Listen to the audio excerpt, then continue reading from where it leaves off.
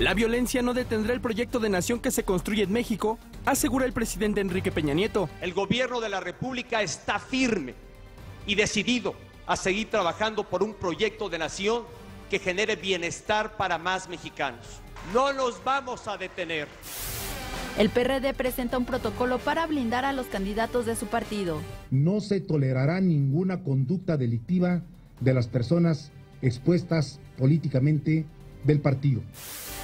El rector de la UNAM, José Narro, se declara a favor de la libertad de expresión siempre y cuando se respete la vida académica. Cuando se limita, cuando se bloquea, cuando se interrumpe la posibilidad de desarrollar el trabajo en una institución de educación y más en una institución como la Universidad Nacional Autónoma de México, se está afectando el futuro del país. Se está afectando a los jóvenes estudiantes. Declaran estado de emergencia en 17 municipios de Tabasco. Las FARC aceptan haber secuestrado a general colombiano. ¿Qué tal? Muy buenos días, bienvenidos al primer café en este miércoles 19 de noviembre. Los saludamos con muchísimo gusto. Ana María Salazar, Raimundo Riva Palacio, ¿cómo están? Muy buen día. ¿Qué tal? Muy buenos días. Saludarlos. Qué gusto verlos. Qué gusto verlos. No, no es cierto. No, ¿De cuándo acá, Ana pero María? todos ¿De modos cuándo que tenga acá? muy buenos días.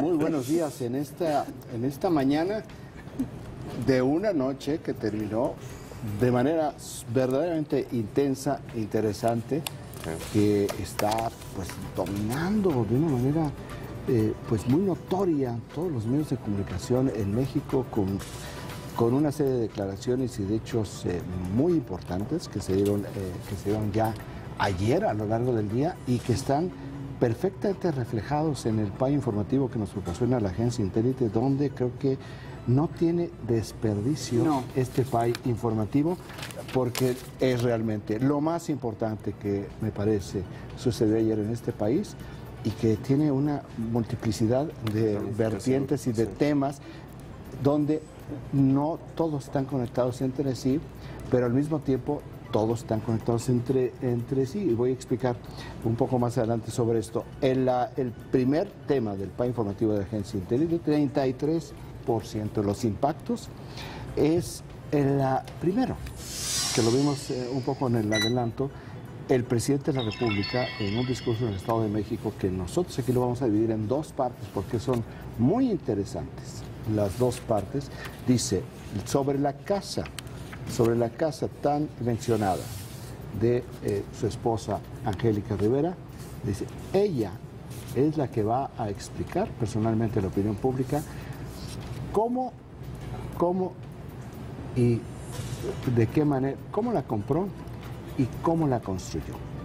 El sábado pasado, al regresar de un viaje por Asia, el presidente Peña Nieto dijo que en la semana el vocero de la presidencia, Eduardo Sánchez, iba a dar a conocer los pormenores de esta operación inmobiliaria. Pues ayer la sorpresa fue primero el presidente declarando en la mañana, en el curso de la mañana, que no iba a ser nadie más que ella, porque la propiedad es de ella, y en la noche, a través de un video, ella explica con detalle la manera como le regalaron una casa, se fue haciendo otras cosas. Que es muy importante.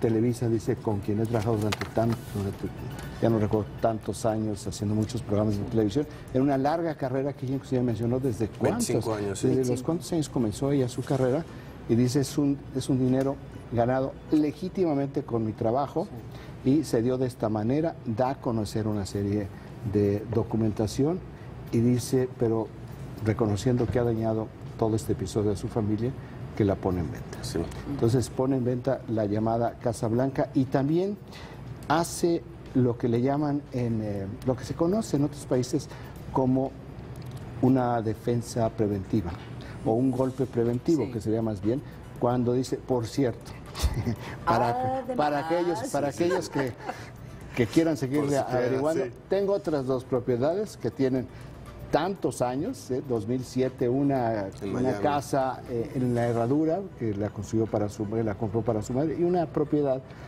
un departamento en Miami. Dice, ¿dónde vivió? Ya no recuerdo el año, pero donde vivió con sus hijas pero sí vivió ahí antes de casarse con el presidente Peña Nieto. Son dos propiedades muy previas al enlace matrimonial con el presidente Peña Nieto. Muy interesante, primero que el presidente haya dicho, de ella son, ella responde. Y ella haber hecho todo este trabajo de explicación, ¿dónde va a ser el punto que va a mantener la llama de la crítica viva? Que la agencia inmobiliaria que hizo la operación es una agencia, pertenece a un grupo que ha hecho durante 40 años una importante empresa, compañía de múltiples rubros en el Estado de México. Entonces, esa es la parte donde vamos a ver que no se va a terminar. Pero ya este proceso de transparencia sí ayuda, cuando menos, a decir, bueno, de propiedad. Quieren criticar, aquí están los documentos, entonces sobre documentos se puede discutir de otra manera. Ese es el primer tema que lo vamos a tratar, vamos a escuchar lo que dijo la primera dama un poco más adelante. El segundo, que me parece que es lo más relevante del día, con 27% de los impactos, el presidente Peña Nieto ayer en este mismo discurso dice, pareciera, vamos a oír perfectamente lo que dice él, más adelante dice, pareciera que hay grupos interesados en el desorden social y en la desestabilización del país para echar atrás el proyecto de nación. Por proyecto de nación se refiere a sus reformas. Sí. Vamos a hablar de este tema, lo vamos a tratar a desmenuzar un poco más adelante y le vamos a dar el contexto que se requiere. Tercer tema, 14% de los impactos, una noticia espectacular en términos financieros, que es la Secretaría de Hacienda ayer emitió bonos de deuda por $2,000 millones con un vencimiento de 2025. La emisión de bonos de deuda con esta maduración y con las tasas más bajas en la historia fue aclamada en el mundo financiero, donde la propia directora gerente del Fondo Monetario Internacional, Christine Lagarde, hizo una declaración señalando que había sido muy oportuna, muy conveniente y también muy positivo que México hubiera colocado estos bonos de deuda. ¿Cuál es la importancia de este monto que fue asimilado por el mercado internacional con tasas tan bajas, con un vencimiento al 2025? Esto es la manera como los inversionistas están viendo la economía mexicana. La economía mexicana, para que este tipo de bonos sean absorbidos de esta manera por el mercado internacional, es que están viendo una estabilidad económica. A largo plazo. A largo plazo. Entonces, por eso salen inmediatamente en la comunidad internacional a elogiar, y que es un reconocimiento a una estabilidad macroeconómica en este país. Por eso es difícil explicar. Es el mundo de los contrastes. O sea, por una parte tienes a este México, está el escándalo de la primera dama y este tema que alguien está tratando, o algunas personas están tratando de desestabilizar. Y luego tienes estas notas económicas. Que está sustentado en las reformas, en el tipo de reformas, por las reformas viene esta confianza. Y la percepción externa que se tiene de México, que creo que es muy diferente a la percepción que se tiene, que tenemos los mexicanos sobre México. Aquí bonos, este tipo de reacción en los mercados lo tienen únicamente bonos como los bonos del Tesoro de Estados Unidos, que pueden tener larguísimos periodos de maduración con tasas muy bajas y que por la estabilidad económica una solidez macroeconómica. Entonces aquí es muy interesante porque nunca antes México había logrado colocar este volumen de bonos de deuda con ese tipo de tasas. Por eso no es una información fácil de explicar, porque no es algo que llega inmediatamente al bolsillo, porque no representa nada para el bolsillo, aparentemente. Sin embargo, el hecho del reconocimiento de una estabilidad económica, cuando menos puede llevar a pensar a aquellas personas que le quiten un poco la inteligencia emocional y le metan más inteligencia racional, que pueden estar tranquilos. Pena, En términos sí. económicos, que a lo mejor el crecimiento no es como que no es mi turno. Es que, Estoy ¿sabes qué? hablando. Se prendió el hablando. gato de mis hijos. Están jugando el gato. ¿Quién juega el gato conmigo esta mañana? Ya me ¡Cállate! están diciendo en el Fondo Monetario Internacional, es mi turno, está bien. Esa es lo que se le llama en televisión el cue para decir, vámonos al siguiente tema. Vámonos al otro tema. Que tiene que ver con, bueno, tiene 12% de los impactos, que es la reestructuración de Petróleos Mexicanos. Ayer el Consejo de Administración de Petróleos Mexicanos, es la lógica de todo lo que se alcanzó en la reforma energética, autorizó la creación de 2 empresas subsidiarias, dos subsidiarias de Pemex, una que es sobre exploración y producción y la otra que va a ser sobre la transformación industrial. Son 2 empresas subsidiarias que van a ser las que realmente coloquen las ruedas para que la reforma energética vaya avanzando en los términos como está planteada. El siguiente tema en el PAI informativo de la agencia Intélite, que tiene 9% de los impactos, es algo vinculado con lo que planteaba el presidente Peña Nieto sobre los intentos de estabilización cuando el secretario de Gobernación, Miguel Ángel Osorio Chong, le declara a la prensa que los sucesos del fin de semana en Ciudad Universitaria fueron un acto de imprudencia.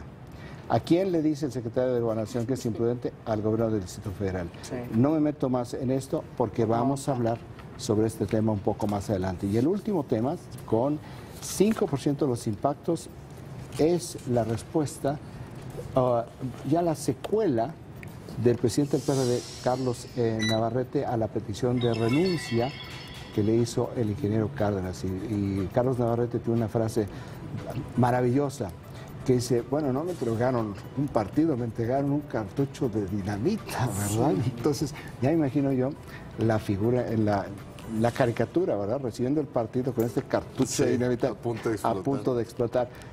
Tenemos programada una entrevista con Carlos Navarrete en esta emisión. Esperemos que las líneas de comunicación no nos jueguen una mala pasada. Pues este es el PAI informativo de la agencia Intélite. ¿Y sabes qué? Se refleja esta como esquizofrenia en las portadas. Porque aunque todas las portadas sí hablan de la declaración del presidente Peña sobre el tema de estas protestas que buscan desestabilizar países, eso lo refleja Milenio.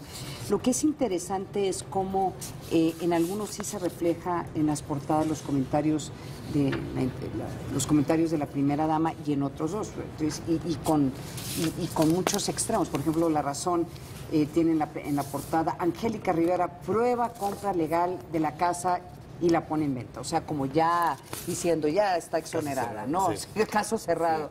Milenio ni lo refleja, pero sí refleja el bono, también que estos bonos blindan a México contra fondos buitres. Oye, a ver, me regreso a lo de La Razón. Sí. La Razón, por estar permanentemente en el queda bien, es que comete errores. ¿Sí? En ningún momento se planteó que había sido ilegítima, ilegal la compra de la casa. No. Sí, entonces, digo, bueno, ¿cómo que prueba compra legal?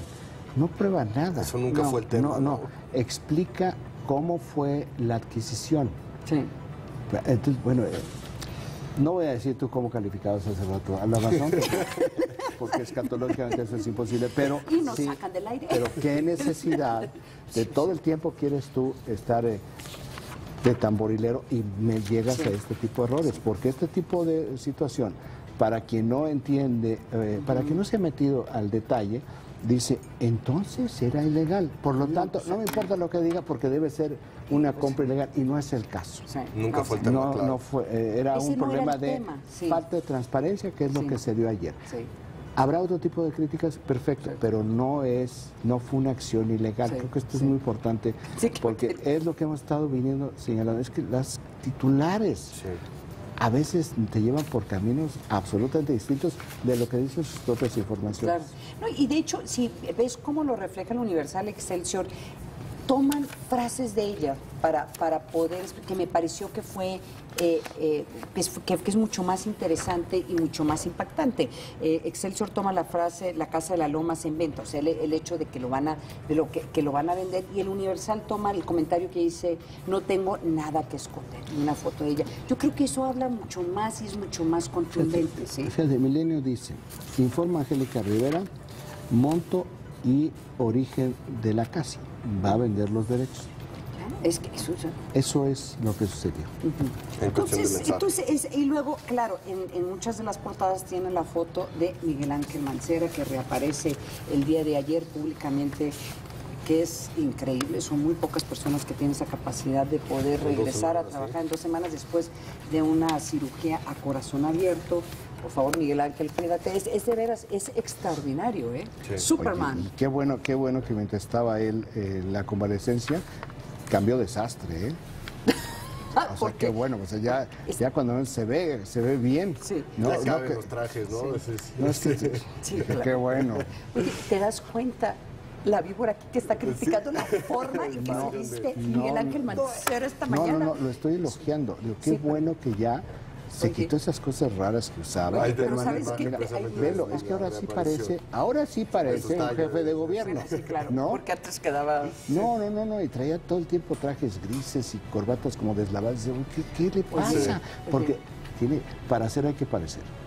Sí, la imagen es importante. Claro. Entonces no es algo frívolo. Por eso también los asesores de imagen se ven tanto el color de las corbatas en función de qué tipo de eventos van a tener. Historia se ha hecho en México. Uno, estamos criticando la forma en que se viste un hombre, porque casi siempre critican la forma en que se visten las mujeres. Y dos, ahora nuestro comentarista de moda, Raimundo Riva Palacio. Gracias, Raimundo, por ese. Dejémoslo.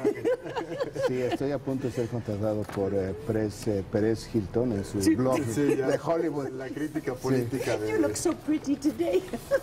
En información internacional, lo que está ocurriendo en Israel, que también ha generado impactos en otros países como el país de España, que también en su primera plana tiene lo que el Congreso del día de ayer en España aprobó un proyecto de ley apenas para reconocer a Palestina ya como un Estado. Esto según a países como Suecia y otros. Y también se liga al tema de New York Times de lo que ocurrió ayer del ataque terrorista en donde murieron 5 israelíes, 3 de ellos con ligas a Estados Unidos, también con nacionalidad estadounidense. Por eso también lo retoman de esta forma en primera plana. Seguramente es un tema que se irá calentando. Ya se pronunció el presidente Obama, ya se pronunció Netanyahu al respecto. Y lo que vimos hace apenas unos meses de la guerra en contra de Hamas e Israel, seguramente se retomará de alguna forma ante la respuesta que veamos, esperemos, va a tener el gobierno israelí. Eso por una parte, y por otra el tema legislativo que en Estados Unidos se empieza ya a mover. Ayer le echan para atrás en el Senado, le ahorran un problema al presidente Obama con el tema del oleoducto que iba de Canadá al Golfo de México. Ayer lo echan para abajo en el Senado, le quitan un problema y ahora se espera que esta semana, hoy, mañana, lo dice el New York Times, podría el presidente estar presentando acciones ejecutivas para el tema migratorio. Vamos a esperar a ver si ocurre. Pero se lo resolvieron a corto plazo, porque a corto plazo tema sí lo van a volver a votar. Lo van a volver a votar, y el tema es si el presidente Barack Obama va a usar su pluma de veto, o sea, si lo va a vetar. ¿Qué es lo más probable, no, Ana María? Yo pues no sé, porque llega un momento en que los argumentos... Es políticamente incorrecto. No es que, digo, llega un momento en que él va a tener que decir, es este pleito que me quiero echar con los republicanos o dejo que ganen. De todos modos ellos asumen las consecuencias políticas del voto contrario de aquellos electores que no lo querían. Entonces ya yo creo que es un poco lo que está buscando. Un comentario rápidamente. Siempre, y poniéndolo en debido contexto, fueron 4 personas que murieron en esta sinagoga, en este ataque terrorista, primera plana. ¿Por qué 4? Dice el New York Times 5. Sí. ¿Fueron 4? No, fueron 5. Lo que pasa es que el quinto murió ayer por la tarde. En lo inmediato, ¿no? O sea, 4 ahí en el lugar. Exacto. Entonces, pero lo que quiero resaltar, en México matan a 3 americanos. En Tamaulipas hay muchos vínculos con autoridades municipales. Y parece que murieron también en una forma terrible, hay muchos indicios, pero eso no hizo primera plana. Sí. Claro, que son contextos completamente diferentes. Uno es un ataque terrorista, pero aquí murieron 3 americanos con otro mexicano y no toma la misma relevancia. Es el tema de lo que está pasando en el Medio Oriente y la importancia de ciertos... Lo que puede detonar esto, ¿no? Lo que puede detonar. No hay las mismas presiones internas dentro de Estados Unidos que está estén haciendo un llamado. A ver, mataron a 3 mexicoamericanos, porque eran mexicoamericanos. Sí, no hay un lobby no mexicano hay un lobby que en el está diciendo, Capitolio. póngame atención, ¿por qué no lo están siguiendo? Entonces, lo pongo sobre la mesa, como que hay notas y muertes de norteamericanos mucho más... Que pareciera que valen más, ¿no? Por lo menos a nivel de Bueno, prensa. es el lobby judío en Estados Unidos, que es muy poderoso, Sí. porque es muy influyente, y es el New York Times, del New York Times. ¿verdad? Sí. De la familia Schulzberger. Sí. Y además es del norte del país, en algunas, York también, Nueva York, tiene en algunas partes Su de matriz es donde está la comunidad judía más Exactamente. importante fuera de Exactamente. Israel. Pero lo dejo así como comentario. Pues eso es lo que tiene hoy el país de la agencia Intélite y las portadas nacionales e internacionales. Vamos rápidamente a nuestro primer corte, no se vaya, escríbanos a las redes sociales, vamos y regresamos.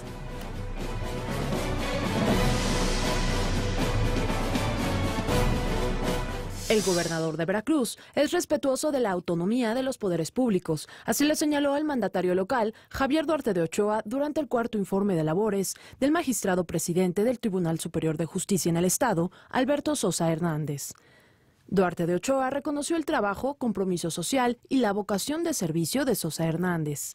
Aseguró que las transformaciones alcanzadas deben estar sustentadas en la legalidad y el derecho.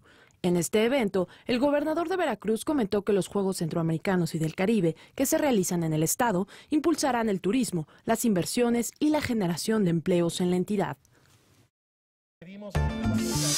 34,000 trabajadores federales podrán disfrutar de un crédito tradicional del Fondo de Vivienda del Instituto de Seguridad y Servicios Sociales de los Trabajadores del Estado, FOVISSSTE. Sus nombres fueron sorteados para poder comprar una casa. El FOVISSSTE modificó su proceso de otorgamiento de créditos. A partir de un esfuerzo colectivo de modernización del FOVISSSTE, un esfuerzo modernizador que no se queda solo en el discurso y en una expresión de oropel. Es un esfuerzo que ha logrado dar frutos en estos años.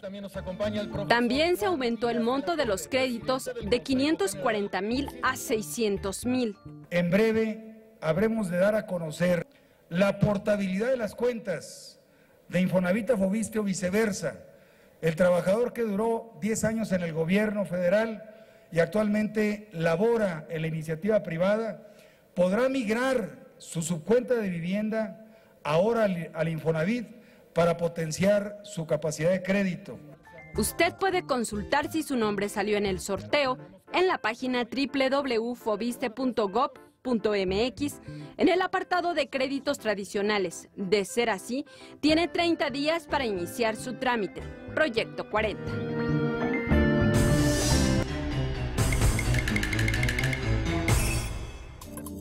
Participación de las mujeres en la política.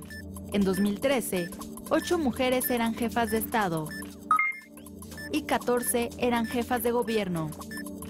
El dato útil para comentar en el café.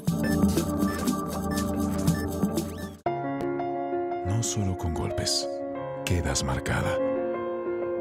No solo con gritos, te sientes agredida. Hoy en día, 1 de cada 3 mujeres y niñas en el mundo experimenta violencia a lo largo de su vida. No hay excusa para el maltrato.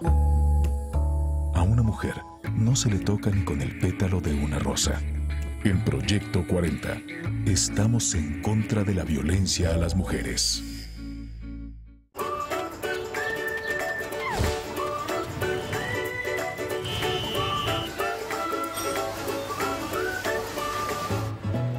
Hay días en que la suerte te acompaña. Juega Tris, Chispazo y Ganagato y no la dejes escapar. Pronósticos para la asistencia pública. La suerte está en tus manos. Deberías salirte de esto. Solo esto conozco. Ese toro está maldito. Manolete, la vida es cine, sábado 23 horas. Proyecto 40. Aquí en el Estado de México nos están cumpliendo. El gobierno de la República, junto con el gobierno del Estado, trabajan construyendo y modernizando nuestras carreteras, como la nueva autopista Ameca-Meca-Cuautla, la carretera Tlacomulco-Palmillas y los pasos vehiculares en la carretera México-Toluca. Además, se construyó el distribuidor vial Ixtapaluca. Con estas carreteras nos están cumpliendo. En el Estado de México cumplimos. Mover a México. Gobierno de la República.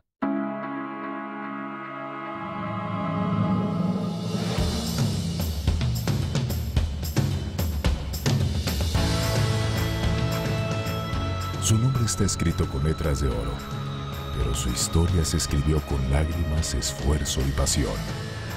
Alberto Barranco y Cintia Francesconi te hablarán del ser humano detrás de la leyenda urbana. Sábado 21 a 30 horas. Proyecto 40. Mírame bien. Yo no soy el sexo débil. Mírame bien. Yo voy a ser presidenta municipal. Mírame bien. Quiero estudiar como mis hermanos. Mírame bien. Mi fuerza está en mi carácter. Mírame bien. Yo no estoy detrás de un gran hombre. Estoy a su lado. Mírame bien. Me niego a ser invisible. Mírame bien. Ya somos el 50%. Movimiento de Mujeres Nueva Alianza. Sabemos que 15 minutos no son suficientes. Ahora, porque tú lo pediste, tendrás los mejores 30 minutos del día en Late Night Express, tercera temporada.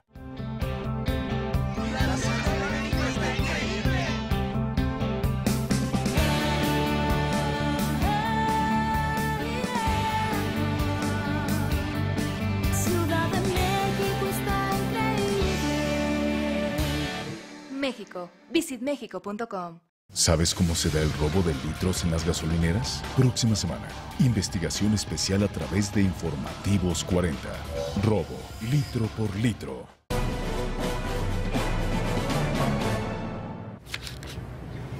Desde el Estado de México, de gira de trabajo en Cuautitlán, el presidente Enrique Peña Nieto encargó a su esposa detallar la contratación de la vivienda de Las Lomas y lamentó que se levanten aseveraciones imprecisas. La ciudadana le he pedido a mi esposa que sea ella personalmente, siendo una propiedad de ella, quien esclarezca o quien aclare ante la sociedad mexicana y ante la opinión pública cómo fue que se hizo de esa propiedad y cómo fue que la construyó. Creo que lo que tiene esto de positivo es finalmente el llamar a todos a quienes tenemos responsabilidad pública a ser muy claros en cuanto al patrimonio que hemos formado, a ser transparentes en aquello que tenemos, pero lamento que en el marco de todo este clima de consternación se levanten señalamientos infundados y con aseveraciones, como puntualicé hace unos días, totalmente imprecisas. Espero que la aclaración que personalmente habrá de dar mi esposa pueda realmente dejar muy en claro cómo fue que se hizo de esta propiedad. Horas más tarde, la señora Angélica Rivera de Peña dio detalles de la casa ubicada en Sierra Gorda 150 en las Lomas de Chapultepec. En un video difundido en su página de internet www.angelicarivera.com, hizo precisiones del documento de compra-venta de la propiedad, que tiene un valor aproximado de 54 millones de pesos. La señora Rivera de Peña explicó sobre la contratación de la vivienda y afirmó que venderá los derechos de contrato compra-venta. Mi declaración fiscal, la inmobiliaria consiguió y adquirió en noviembre del 2009 el terreno de Sierra Gorda número 150, que está junto a mi casa de Palmas. Se inició la construcción de la casa en el mes de julio del 2010. El total del precio de la compraventa fue de 54 millones de pesos a un plazo de 8 años, con un interés del 9%. Al día de hoy, he pagado un total de 14.343.555 pesos, monto que equivale casi a un 30% del total del precio pactado. La casa y las construcciones siguen siendo propiedad de la inmobiliaria hasta que yo haga el pago total del precio pactado y de todos sus intereses. Primer punto, demos 2 pasos para atrás. Y vamos a decirle al auditorio que lo que están viendo es histórico. Este es un episodio muy importante de la vida pública de este país que va a sentar un precedente.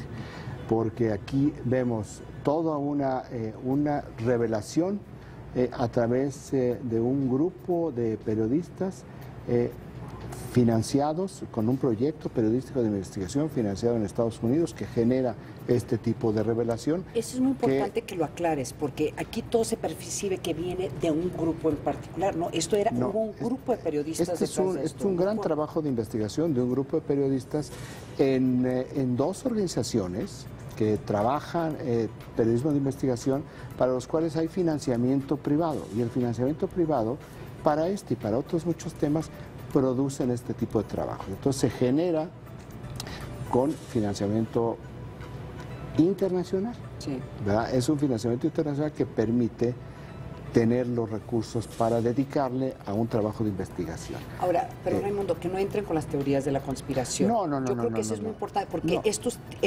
grupos, estos consorcios de periodistas, la única forma de hacer este tipo de periodismo es que es muy difícil. Es independiente. Tiene que ser independiente y tiene que ser de fuera. Yo pertenezco a un par de ellos. Sí, y yo también pertenezco a uno. El financiamiento no implica absolutamente nada, ni induce absolutamente ningún tipo de tema, ¿no? Es únicamente para efectos de decir, bueno, de dónde viene, cómo se genera y cuánto trabajo y cuánto tiempo le invirtieron en este tipo de investigación, que es bastante detallada lo que produjeron. Dice el presidente, y aquí es donde empiezan las cosas inéditas en este país, que es un asunto impreciso, perfecto, lo impreciso se aclara.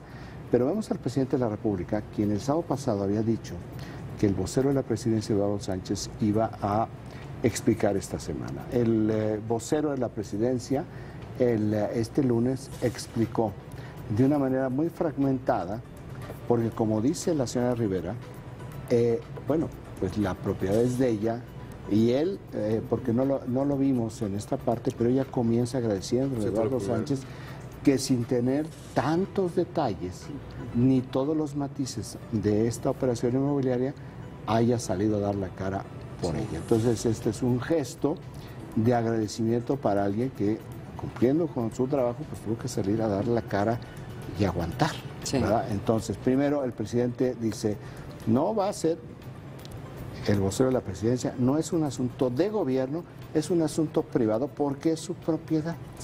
Entonces, no es mi propiedad, no es algo que yo le hubiera puesto un peso. Y ella no es funcionaria es un asunto del ámbito privado, por lo tanto, el vocero de la presidencia no atiende asuntos privados.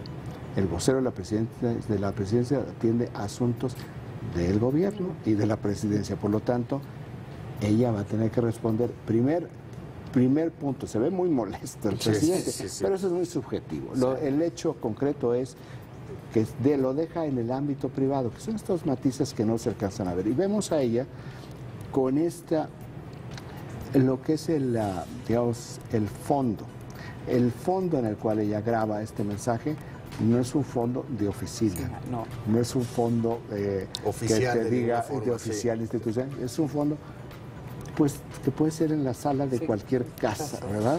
O casi de cualquier casa, porque va a decir, no de cualquier casa. Y hay que decirlo, la toma no es la mejor toma, el hecho de que está leyendo papel, o sea, ella lo hace muy bien explicarse, pero... Porque tiene mucha experiencia para hablar en cámara, ¿verdad? Eso ayuda enormemente, pero no es una producción, ¿eh? No es una producción. O sea, aquí no llegó Sepropié, que pagamos todos los mexicanos con nuestros impuestos, y dijeron, a ver, vamos a ponerle esta luz y así, y se publicó en YouTube, en redes sociales. No, entonces, ni va en cadena nacional, ni va nada. O sea, aquí va a las redes sociales, a su página de internet, y quien quiera utilizar la información es libre de utilizar esta información, que es lo que sucedió, que es donde nosotros en este programa bajamos. Y ella lo que hace es explicar. Aquí, ¿cuál es el gran drama?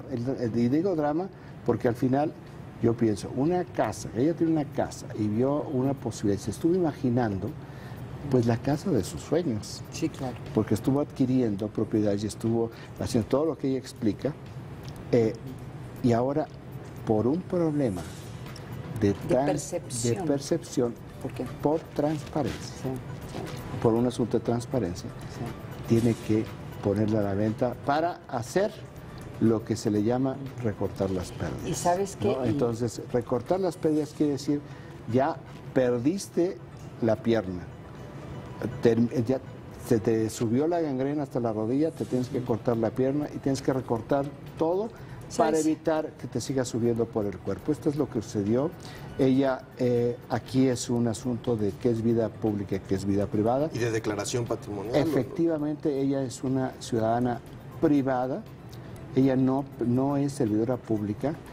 El problema, y es donde hay mucha confusión, es que el solo hecho de ser la esposa del presidente la convierte en una persona pública, y hay cosas del orden privado que tienen que ser cuidados públicamente, porque entonces lo que se generan son percepciones. Sí. Y entonces la introducen, que es donde se le introdujo a un asunto de ilegitimidad. Ella explica que no hay un tema de ilegitimidad, por eso yo cuestionaba lo de el encabezado de La Razón, porque en todo caso es ilegitimidad de lo que se le está señalando, no hay de ilegalidad, no hay, más allá de lo que se puede argumentar. Ético, como un cuestionamiento ético. El tema de la ilegitimidad tiene que ver con la ética, no en términos de moral, en términos de una ética pública en la cual se inscriben los funcionarios. Los higher standards, ¿no? Como se dice de alguna forma. Los estándares por los que te miden. Tenemos, por ejemplo, el caso de Barack Obama cuando compró su casa en Chicago, que hizo un proceso de una enorme transparencia. Sí. Y sin embargo... Aún lo cuestionaron. Y sin embargo, aún lo cuestionaron, porque resulta que su vecino era uno de quienes financiaron la campaña presidencial de Barack Obama. Entonces dijeron... ¿ya ves? Bueno, aquí... Se lo dieron más barato. No, fue al revés. Bueno, esta es la paradoja y eso es lo que te sucede. Sí. Barack Obama pagó casi el doble de lo que pagó su vecino. Sí. Entonces el cuestionamiento es, ¿y por qué él pagó más de lo que pagó el otro? Sí, sí. Bueno, entre otras cosas por la extensión de la tierra, pero sí, eso es irrelevante, ¿no? No, en un país tan pobre, es que también es tema de percepciones, en un país tan pobre, cuando los gobernantes tienen tanta riqueza, también crea un choque de percepción. ¿Sabes qué lo que me recuerda es, y seguramente vamos a ir analizando esto a través de la semana, ¿se acuerdan el contronazo que tuvo Vicente Fox con Marta Sagún? Cuando Marta quiso ser candidata a la presidencia, o insistió, insinuaba, y llega un momento que Vicente Fox le dice, sales y dices públicamente que no vas a ser candidata. Entonces tiene esa escena en donde ella sale solita y dice, no voy a ser candidata. Entonces me recuerda como ese distanciamiento. Y por atrás le sale la sombra que decía, sí. Vamos. Bueno, pues el PRD presentó una serie de medidas que para impedir que personas involucradas con el crimen organizado sean candidatos del partido. Vamos a conocer qué fue lo que presentaron el día de ayer.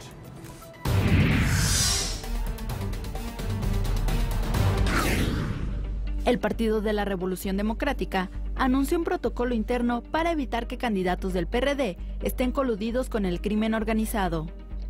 No se tolerará ninguna conducta delictiva de las personas expuestas políticamente del partido. Este blindaje incluye medidas de prevención, transparencia, rendición de cuentas y control ciudadano sobre las candidaturas que este instituto político proponga. El presidente nacional del PRD, Carlos Navarrete, dio a conocer la creación del Sistema de Transparencia, Información y Rendición de Cuentas Públicas, que concentrará los datos sobre el manejo de recursos de este organismo. Con motivo de las elecciones del próximo año, el PRD solicitará al Instituto Nacional Electoral que administre todos los recursos públicos de las campañas federales. Además, destacó que los aspirantes perredistas tendrán que realizar su declaración patrimonial. Navarrete también informó la implementación de una página nacional de transparencia para construir un sistema ciudadano de control de precandidatos y candidatos a puestos de elección popular, a fin de verificar su reputación social y política. Sobre los 8 alcaldes de Guerrero presuntamente implicados con el crimen organizado, el dirigente pidió a estos municipios declarar ante las autoridades.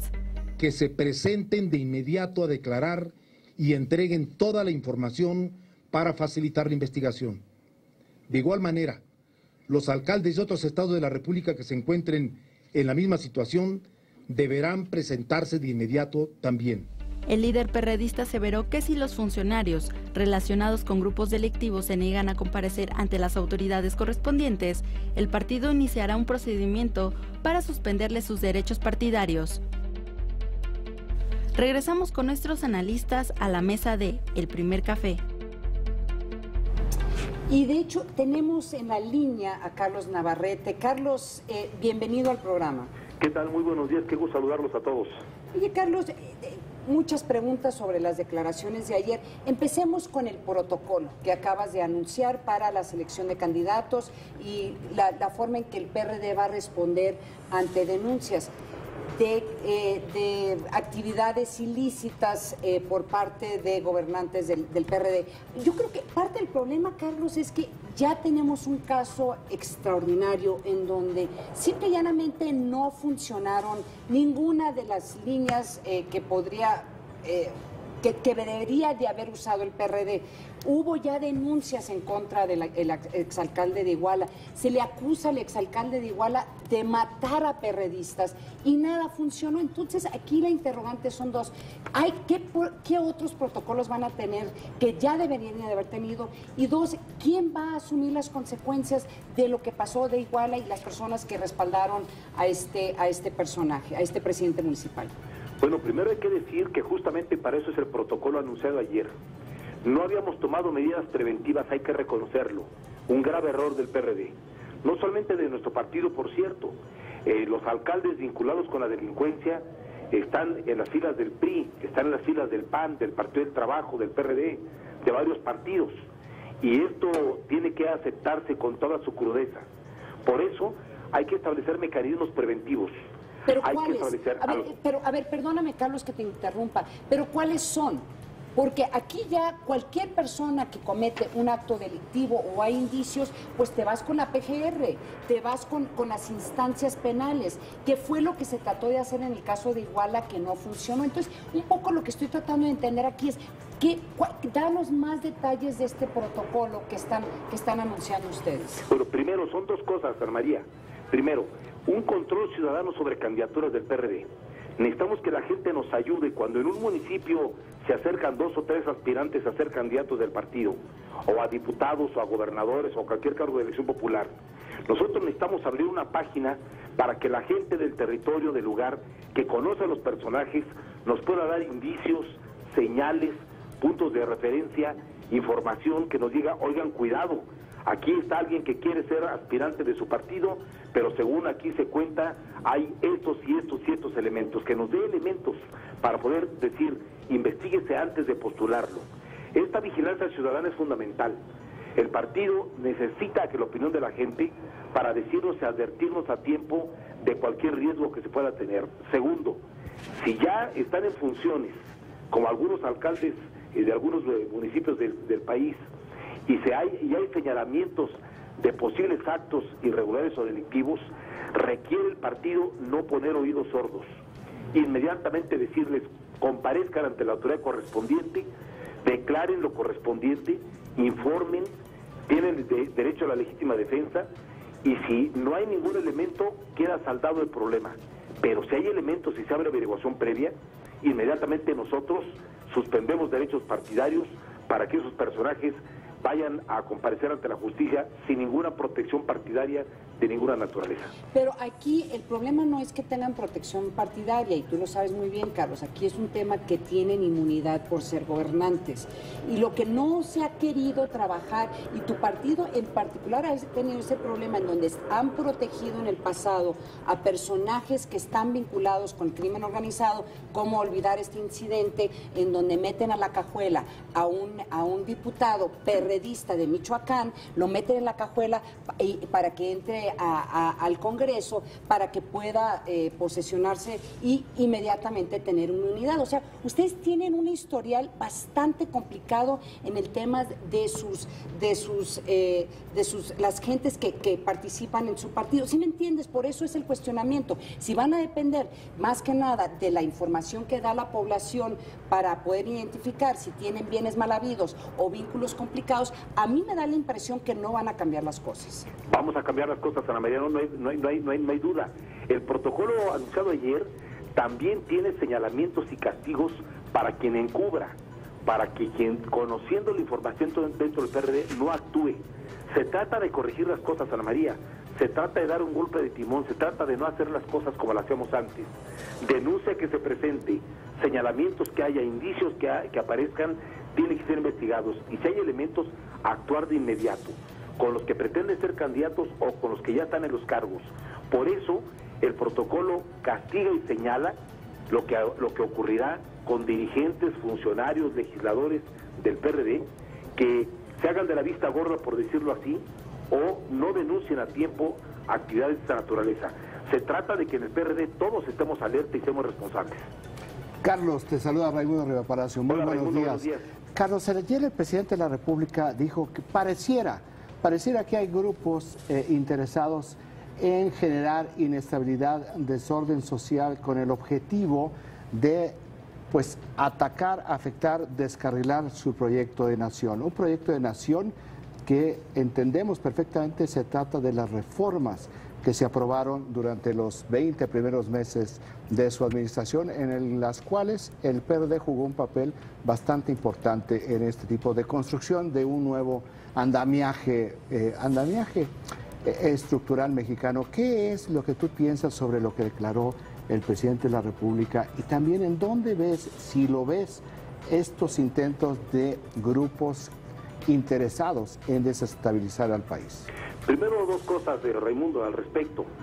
Primero, el presidente no puede decir que su proyecto de nación, el que él pretende impulsar, es un proyecto de todos los mexicanos. No hay que olvidar que él fue elegido apenas con el 38% de los votos y que por lo tanto no puede imponer un proyecto unipersonal o peor aún, unipartidista. El PRI no nos puede imponer su proyecto de nación a todos los mexicanos como si todos compartiéramos lo que pretenden hacer. Por cierto, han hecho muy poco después de 2 años. Pese a las reformas, pese a las modificaciones constitucionales, no tenemos un crecimiento económico como el que calculábamos, no están aplicadas un conjunto de reformas, están suspendidas unas obras de infraestructura básicas, producto, por cierto, de escándalos vinculados con ilícitos. Es decir, yo no comparto ni acepto que nos diga que el proyecto de nación de los mexicanos está siendo atacado. Puede ser que haya cuestionamientos al proyecto de nación de ellos y del PRI, que no es el nuestro, por cierto. Y segundo, hay que tener mucho cuidado con el discurso presidencial. Hay que tener mucho cuidado de confundir lo que son las legítimas, el legítimo derecho a la protesta y a la inconformidad de muchos millones de mexicanos. Algunos, una buena cantidad, por cierto, que salen a las calles, que exigen sus derechos, que protestan, que rechazan las actitudes del gobierno, de un pequeño grupo que lo veo actuando en Guerrero, en el DF y en otras partes del país, que aprovechando la legítima protesta realizan actos violentos. Eso hay que separarlo para no confundirlo, porque me parecería muy grave que el presidente de pronto, desde el poder presidencial, señalara, culpabilizara y penalizara a miles y miles de mexicanos que han salido a las calles a expresar su rechazo a la actitud del gobierno, a lo que pasó en Guerrero, a la actividad de la PGR, al informe cuestionado que el procurador dio. Entonces, yo sería cuidadoso y no aceptaría una generalización que pretendería irse sobre quien no comparte el rumbo del país y no comparte lo que el gobierno está haciendo. Oye, Carlos, déjame nada más para efectos de precisión y llenar algunas dudas o huecos sobre dudas que nos quedan. Efectivamente, pues el presidente de la República fue electo con poco más de una tercera parte, de esto no hay duda. El proyecto de nación no es el proyecto de nación que planteó en cuestiones programáticas durante la campaña. Algunas cosas sí, muchas cosas no. El proyecto de nación que plantea el presidente sobre las reformas en las cuales el PRD, en el Pacto por México, participó. Tú mencionas algo muy interesante, muy importante. Entre otras cosas incumplidas es el crecimiento, un crecimiento pobre, como tú lo describes, que tiene como origen la reforma fiscal que aprobó el PRD junto con el PRI en las cámaras. Este impuesto a las clases medias y a los segmentos que tienen más ingresos. Entonces, aquí me llama un poco la atención porque parecería que todo el periodo del Pacto por México y de este proceso y la agenda parlamentaria que se vio en este país no hubiera existido. Y tú, antes de ser presidente del PRD, fuiste un actor muy importante dentro de las mesas del Pacto por México. Por eso me llama un poco la atención el desconocimiento en este instante de que una buena parte del proyecto de nación que plantea el presidente, el PRD ayudó a construirlo. Te mencionaba yo la parte fiscal, pero también la parte de la reforma política, donde jugaron ustedes un papel central, o también en algunas partes de la reforma de la ley de telecomunicaciones. Ustedes sí se opusieron y se siguen oponiendo a la reforma energética, pero en las demás jugaron perfectamente en esta lógica de los acuerdos políticos. Carlos, quisiera yo nada más saber tu opinión sobre esta duda que tengo. A lo mejor estoy totalmente equivocado. Te lo digo con claridad, Raimundo. Las reformas que el país necesitaba, algunas de ellas se hicieron, otras no, y otras se hicieron como contrarreforma. Lo dices bien, la reforma energética fue un grave retroceso con la reforma constitucional que se hizo. Pero el tema que yo te quiero plantear es que las reformas que el Congreso le dio al presidente Peña Nieto no se han concretado, no hay resultados, se nota una notable incapacidad del gobierno para concretar planteamientos. Por cierto, el crecimiento económico no es ni producto de la reforma ni de la no reforma, El crecimiento económico está estancado desde hace muchísimos años. Antes del 2012, antes del 2013, ya teníamos un crecimiento económico totalmente mediocre y a la baja, por cierto. Esto no se ha modificado ni por lo que ocurrió en el 2013 ni por lo que ocurrió en 2014. Yo lo que noto, Raimundo, es que el aparato de gobierno se concentró los 2 primeros años en reformas legislativas, fue más un gobierno reformador de leyes que ejecutivo. Y ahora que está terminando el segundo año, no veo la ejecución de las reformas planteadas, ni veo la concreción. Bueno, hasta el proyecto de infraestructura, que se pensaba iba a ser el primer gran proyecto, el Tren México-Querétaro, hubo que suspenderlo abruptamente por sospechas de corrupción en la asignación de los contratos de las empresas mexicanas. Sí. Eso, es decir, hay que pedirle al gobierno resultados ya, y es lo que yo no veo. No veo resultados en empleo, no veo resultados en crecimiento económico. Bueno, ni siquiera la reforma educativa que pretendía mejorar miles y miles de escuelas en todo el país, veo que se haya empezado la mejoría de las instalaciones educativas, ni la de telecomunicaciones. No se ha licitado ninguna cadena, no se ha abierto para que el internet sea gratuito, no se han bajado las tarifas. Es decir, yo no veo de ese proyecto de nación que el presidente dice tener resultados concretos. Carlos. Y nosotros vamos a ser muy exigentes en exigir resultados. Por reformas no puede haber justificación, ahí están. Oye, Carlos, de nuevo, gracias por acompañarnos. Entonces, retomando algunos de los comentarios que hiciste ayer, ¿no vas a renunciar a pesar de las presiones que hay de algunos de tus, de algunos sectores de tu partido? Mira, quienes desde las corrientes del PRD minoritarias, que fueron derrotadas en la elección del 7 de septiembre, digan que hay que reponer el procedimiento para ver si les va mejor, por supuesto que no voy a hacer caso, porque ellos fueron a una elección, presentaron candidatos, llamaron a los periodistas a votar, votó más de 2 millones de afiliados, y los resultados es que el que mejor le fue le sacó el 16%, y los que peor les fueron sacó el 6 y el 4%. Ahora dicen, hay que reponer el procedimiento y volver a elegir. Pues no, eso ya lo hicimos el 7 de septiembre con una gran participación. Ahora, la carta de Alejandro Cárdenas, que me merece todo el respeto del mundo y toda la consideración por ser quien es, por su trayectoria, por su aportación al partido y a la democracia mexicana, es otra cosa. Sí. Y eso tiene que valorarse en el Consejo Nacional del PRD, máximo órgano de dirección. Este partido que hemos construido el ingeniero Cárdenas y nosotros durante 25 años tiene institucionalidad, tiene órganos dirigentes, tiene normas, tiene estatuto, tiene leyes internas. Y cualquier planteamiento de esta naturaleza es justo que se discuta y se resuelva en el órgano de dirección que eligió al presidente, al secretario general y a los dirigentes nacionales, y que sea este órgano de dirección quien determine lo conducente. Y esto será, por cierto, el sábado 29 de noviembre. Okay. Carlos, pues de nuevo gracias por acompañarnos aquí. Al contrario, gracias a ustedes. Aquí en el Muchas gracias. Gracias, Carlos Navarrete, líder del PRD. Vamos a un corte, no se vaya.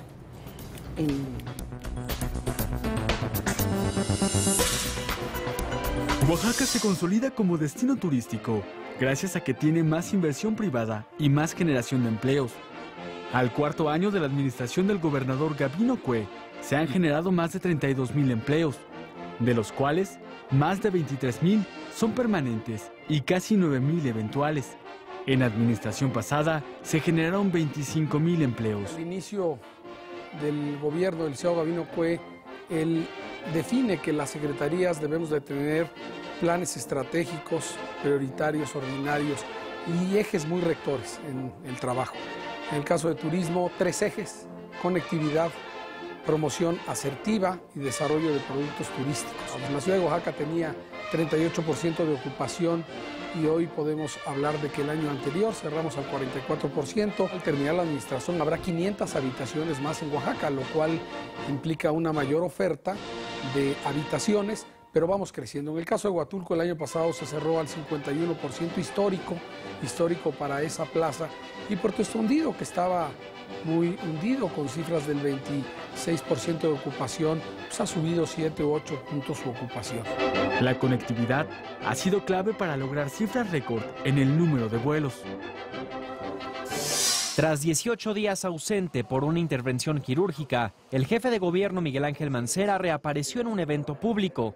Fue recibido con aplausos para presidir el 190 aniversario de la creación del Distrito Federal. En un discurso de solo 7 minutos, llamó a cerrar filas por la paz en el país. Estaremos en la primera línea por nosotros, por México, por las instituciones, por la paz, por el diálogo, por estar en contra de cualquier forma de violencia. De todo corazón seguiremos trabajando y sirviendo a nuestra gran ciudad. Los invito a ser parte de esta conmemoración de nuestra capital, para cuidarla, para cuidarla y para quererla. Mancera dijo que la capital de la Federación ha sido suelo fértil para generar los grandes cambios políticos y sociales de México. Por ejemplo, el regreso de Benito Juárez para reconstruir la República o la entrada de Francisco I. Madero en la Revolución. La ocasión también dio lugar para reiterar la necesidad de una reforma política para el Distrito Federal. Hoy debemos redoblar fuerzas. Hoy debemos redoblar fuerzas para consolidar el crecimiento de la soberanía y autonomía de nuestra ciudad como integrante del Pacto Federal. El llamado para su reforma política está hecho y está respaldado por la ciudadanía, que es uno de los puntos más importantes. El jefe de gobierno recordó que la Ciudad de México ha superado inclemencias de la naturaleza, desafíos políticos y pruebas históricas. Ahora es tiempo de reflexionar sobre el significado de la capital del país. Doctor Leonardo Curcio, lo invito a jugar. ¿A jugar qué? Pues lo tomas o lo dejas. ¿Cuándo? Todos los miércoles 9:45, María Amparo Casar, Leonardo Curcio estará con ustedes. Con esto pagamos la graduación de Pablito. Y hasta le podemos comprar su coche. Y con este, un negocio que asegura el futuro de la familia. ¿Y qué tal ponerle el segundo piso a nuestra casa? Con los juegos y sorteos de pronósticos, hazte millonario y gana más. Pronósticos para la asistencia pública. La suerte está en tus manos. Randy Ellen Wells desapareció el jueves 3 de agosto de 2006. Me dijo que iba a la discoteca con sus amigos. Una noche de diversión se convirtió en tragedia e incertidumbre. Un ciudadano que conducía por la carretera interestatal llamó para informar que un auto había estado un par de días allí. Abordamos el caso como si se tratase de un crimen. Podía ser un homicidio o cualquier otra cosa. Cuando recibí la llamada el martes, fue uno de los peores días. Desaparecidos, miércoles 17:30 horas. Proyecto 40. Estamos distribuyendo equitativamente el presupuesto federal. Por mí. Con el fin de activar el desarrollo económico. Por mí. E impulsar la educación, la salud. Por mí. Y la generación de empleos. Por mí. No, pues nosotros. Por mí. Trabajando juntos, tomamos las mejores decisiones. Por mí. Por mí. Cámara de Diputados, 62ª legislatura. Ábreme a mí las puertas de la justicia. El hombre que desterró la fe de Roma ahora le pone precio a la palabra de Dios. Perdóname, Padre, he tenido pensamientos impuros. Dona 2 educados a nuestra Santa Madre Iglesia. Todas estas donaciones irán a una cuenta secundaria en el Tesoro del Vaticano. Los Borgia, tercera temporada, jueves 22:30 horas. Proyecto 40. ¿Qué está sucediendo, Joao? Chico desafía a los dos a un duelo. ¡Y ya! Tengo que pasar El auto de la compadecida, sábado 17 horas. Proyecto 40. Descubre junto a Darío Celis cómo los números influyen en tu vida. Descifras, miércoles 22:45 horas. Proyecto 40. En Proyecto 40 sabemos que no sobrevive el más fuerte, sino el que mejor se adapta a los medios. Calidad. Variedad. Innovación. Interacción. Esto es Proyecto40.com. Evoluciona y haz clic. 650,000. Bueno, y viendo lo que está ocurriendo en redes sociales con el video de Angélica Rivera sobre la precisión de la propiedad, 350,000 vistas con 14,000 dislikes y solamente 1,000 likes ahorita hasta este momento. Pues en 12 horas. En 12 horas. Sí. Vamos a ver cómo se desarrolla eso. R. Camposeco me pregunta por qué utilizo el término alcalde si el artículo 115 de la Constitución dice presidentes municipales. Bueno, si tienes es un asunto coloquial. Sí, pues como se les dice ediles. La función es ediles, que es horrible. Sí, ediles o les dicen presidente, señor presidente, siempre se me hace eso un poco incómodo. Bueno, es cuando escriben el homólogo del presidente. El homólogo. Me imagino a un presidente, ¿cómo está usted, homólogo? Don homólogo. Don homólogo. Sí, y si nos mandan como preguntas, si ganó tanto dinero en un año, ¿por qué paga intereses o dio un enganche tan bajo? Son los temas que va a tener que responder. Están ahí los documentos. Entonces, ¿sí? Hay que revisar los documentos. Y estos documentos lo que se puede hacer es comparar los términos del contrato con lo que son los contratos inmobiliarios. Y entonces ahí se puede determinar cuáles son los parámetros, si el parámetro va hacia un beneficio como sugieren o si está dentro de los parámetros normales. Ahí están los documentos. A mí, yo no los he leído, simplemente los datos generales parece que está dentro de lo que normalmente se aplica. Yo creo que lo que va a muchas preguntas es si pagó impuestos. Y siempre es el tema cuando siempre todo lo que tiene que ver sobre las donaciones. Sobre las donaciones. Entonces, una donación ella no paga. Pero no, sí pagan. ¿Sí? Donaciones sí pagan. Nos vamos, Ana María, gracias. Vamos. Muchísimas gracias. Nos vemos mañana a las 7 en punto aquí en el Primer Café. Buen día, gracias.